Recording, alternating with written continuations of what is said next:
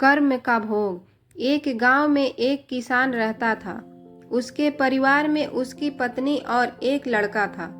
कुछ सालों के बाद पत्नी की मृत्यु हो गई। उस समय लड़के की उम्र 10 साल की थी। किसान ने दूसरी शादी कर ली।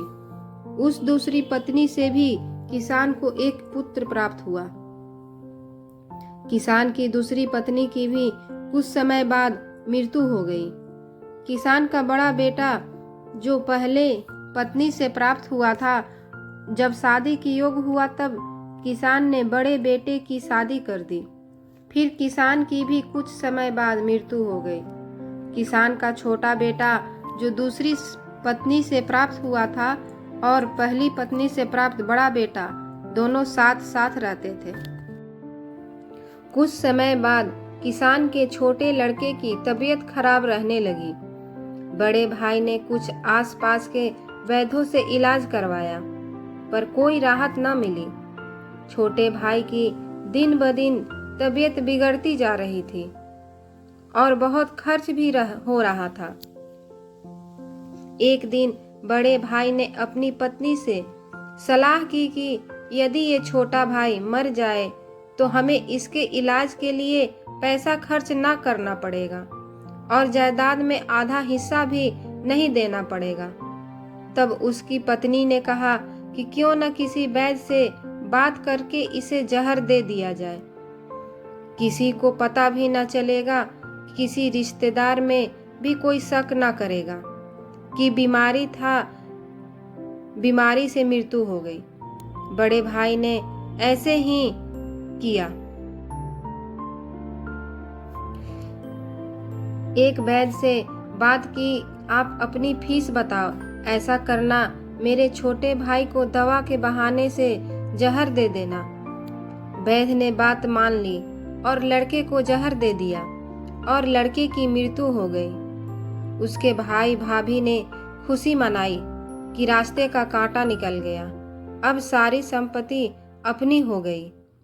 उसका अंतिम संस्कार कर दिया गया। कुछ महीनों के पश्चात उस किसान के बड़े लड़के की पत्नी को एक लड़का हुआ। उन पति पत्नी ने खूब खुशी मनाई। बड़े ही लाड प्यार से लड़के की परवरिश की।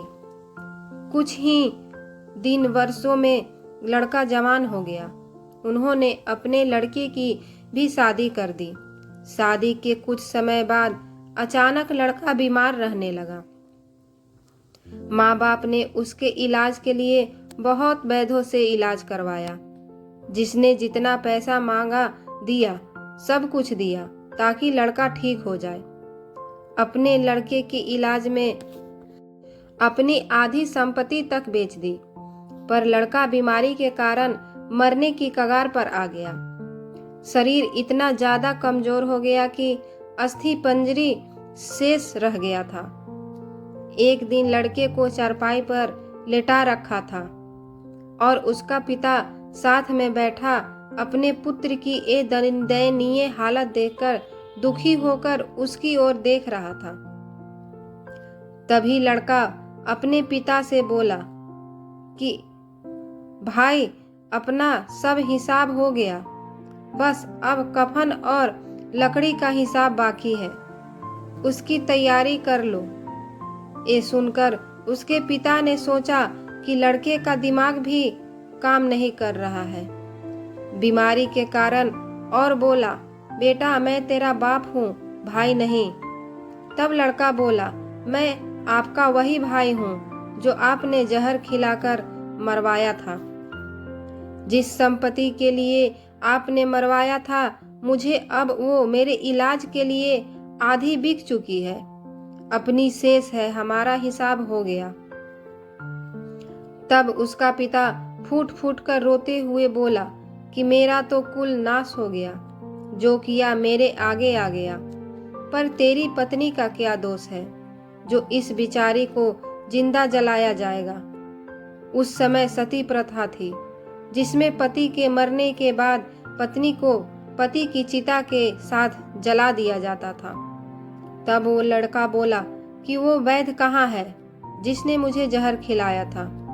तब उसके पिता ने कहा कि आपकी मृत्यु के 3 साल बाद वो मर गया।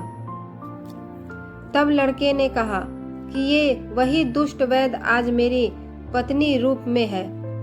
मेरे मरने पर इसे जिंदा जलाया जाएगा।